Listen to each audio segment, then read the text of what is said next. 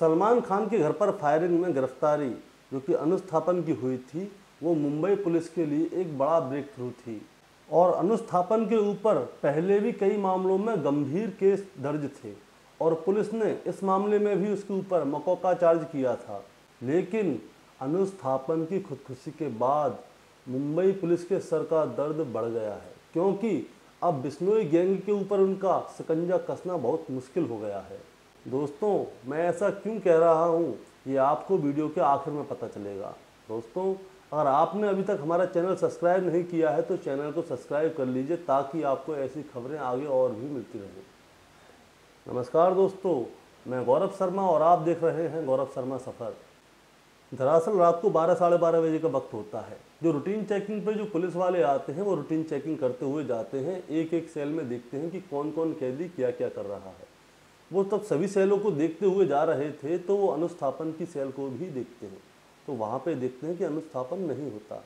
तो वो उसके साथ ही जो पड़ोस में जो सेल होती है उनसे पूछते हैं कि भाई अनुस्थापन कहाँ गया, तुमने देखा इसको, ऐसा तो नहीं भाग गया हो। वो कहे नहीं साहब, यहीं पे था, अभी थोड़ी देर पहले वॉशरूम में गया है, लेकिन उसको थोड़ा समय हो गया है, वो वॉशरूम से निकला नहीं है। जैसे ही ये खबर वो पुलिस वाले सुनते हैं तो अपने अधिकारियों तक पहुंचाते हैं और आनन फानन में उसकी सेल को खोला जाता है और उसके बाद तुरंत उसका जो टॉयलेट होता है, वॉशरूम, उसको दरवाज़ा तोड़ के देखा जाता है। तो जो पुलिस वाले देखते हैं उनकी आंखें खुली की खुली रह जाती हैं। दोस्तों, पुलिस वाले देखते हैं कि अनुस्थापन ने आत्महत्या कर ली है। अब उसे आनन फानन में हॉस्पिटल लेके जाया जाता है।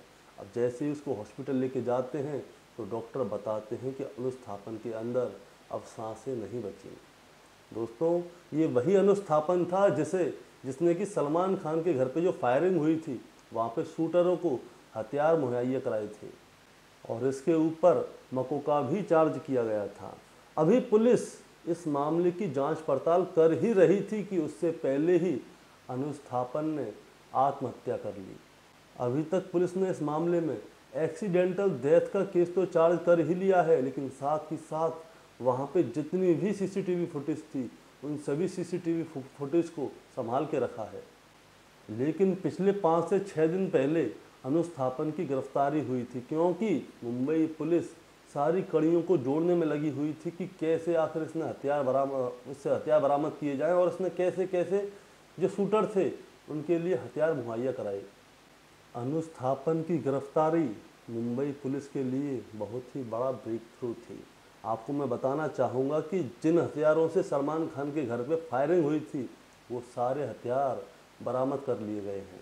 वो सारे हथियार तापी नदी से बरामद कर लिए गए हैं और बड़ा आरोप ये था अनुस्थापन के ऊपर कि उसी ने सारे हथियार उन शूटरों के लिए मुहैया कराए थे और इसीलिए पुलिस ने उसके ऊपर मकौका भी चार्ज किया था और पुलिस उसकी सारी तफ्तीश भी कर रही थी। लेकिन तफ्तीश खत्म होने से पहले ही अनुस्थापन ने पुलिस की सेल में ही आत्महत्या कर ली। दोस्तों, अब यहाँ से पुलिस के लिए मुश्किल होने वाला है बिश्नोई गैंग के ऊपर शिकंजा कसना।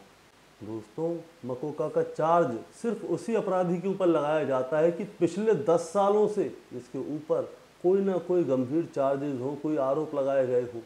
और जितनी भी गिरफ्तारी हुई थी सलमान खान के केस में, उनमें सिर्फ अनुस्थापन के ऊपर ही केस दर्ज थे, बाकी और किसी भी शूटर के ऊपर केस दर्ज नहीं थे। ऐसे में पुलिस के लिए ये साबित करना भी बहुत मुश्किल होने वाला है कि ये सलमान खान के घर पर फायरिंग करने गए थे या नहीं गए थे, क्योंकि टोटल 4 गिरफ्तारी हुई थी, जिनमें कि 2 वो शूटर थे जिन्होंने कि सलमान खान के घर पे फायरिंग की थी। एक अनुस्थापन था, एक और था जो उसका साथी था। और दोस्तों, जो मकौका का चार्ज था वो सिर्फ अनुस्थापन के ऊपर था, उन तीनों के ऊपर नहीं था। अब ऐसे में पुलिस के लिए बहुत मुश्किल होता जा रहा है कि वो आखिर इसे कैसे सिद्ध करेंगे कि यही लोग थे जो सलमान खान के घर पे फायरिंग करने गए थे, या अनुस्थापन ने और उसके साथी ने ही इन लोगों को हथियार मुहैया कराए थे। और साथ ही साथ बिश्नोई गैंग से इन लोगों के तार कैसे जुड़ रहे थे, अब पुलिस को ये साबित करने में बहुत मुश्किल होगी। दोस्तों, अब मैं आपको बताना चाहूँगा कि गैंगस्टर लॉरेंस बिश्नोई के ऊपर अब शिकंजा कसना और भी मुश्किल हो गया, क्योंकि जो मुख्य अपराधी था, जो मुख्य आरोपी था, उसने आत्महत्या कर ली। अब पुलिस के लिए टेंशन वाली बात है कि अब वो लॉरेंस बिश्नोई को कैसे इस केस से जोड़ेंगे। दोस्तों, मैं आपको ये बताना चाहूँगा कि जो मुख्य आरोपी था अनुस्थापन, इसके ऊपर पहले से ही बहुत सारे केस दर्ज थे, और जैसे कि हत्या की कोशिश करना, जबरन वसूली करना, और भी ना जाने कितने केस इसके ऊपर पहले से दर्ज थे। और अब जो सलमान खान के घर पे जो फायरिंग हुई है, इस मामले में भी इसके ऊपर कई तरह की धाराएं लगी हैं। अब ऐसे में वो एक अहम कड़ी भी हो सकता था, लेकिन उसके ऊपर मकोका लगाया गया था। अब इसी के चलते उसने खुदकुशी का रास्ता चुना, क्योंकि अब उसे पता चल चुका था कि अब वो जीवन भर जेल की सेल से बाहर नहीं निकल पाएगा। और दूसरी तरफ जो अनुस्थापन है, उसके परिवार के लोग कह रहे हैं कि उनके परिवार के बच्चों को जेल में मारा गया है, क्योंकि अनुस्थापन सुसाइड करने वाले लोगों में से नहीं था, तो वो सुसाइड कैसे कर लेगा। और अब मुंबई पुलिस इस परेशानी में है कि अनुस्थापन जो था मुख्य अपराधी था, मुख्य आरोपी था, अब उसने आत्महत्या कर ली।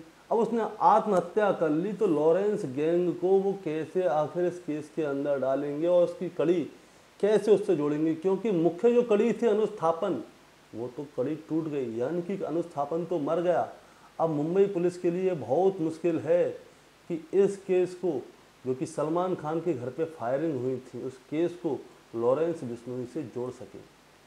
दोस्तों, अब आप हमें बताइए कि आखिर ये सुसाइड ही है या अनुस्थापन को जेल के अंदर ही मारा गया है, क्योंकि अनुस्थापन के परिवार के लोग आरोप लगा रहे हैं कि अनुस्थापन ऐसा आदमी नहीं था कि वो आत्महत्या कर ले, लेकिन अनुस्थापन की आत्महत्या करके मौत भी हुई है।